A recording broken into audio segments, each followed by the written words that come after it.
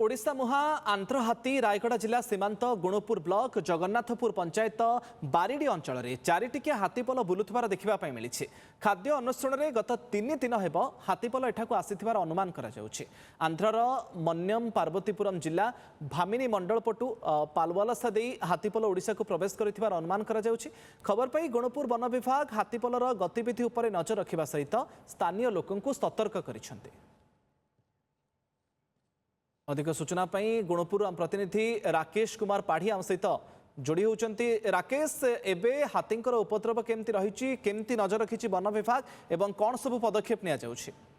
हाँ देखो ओडिशा मुहा रही आंध्र चारिटिकिया हाथीपल जहाँ वन विभाग कहवा अनुसार खाद्य अन्वेषण से ओडिशा मुहा जहाँ मन कराई एप्रति गुणपुर जो वन विभाग अधिकारी मैंने पूरा सजग रही अंचल लोक सतर्क कर दि जाऊँगी जहाँ चाषी भाई मान जहाँ कौन से क्षयक्षति घटाऊँ कि हाथीपल एबे पर्यंत कौन क्षयक्षतिर दृश्य सामना को आसनी किंतु वन विभाग अंचलवासी सतर्क रही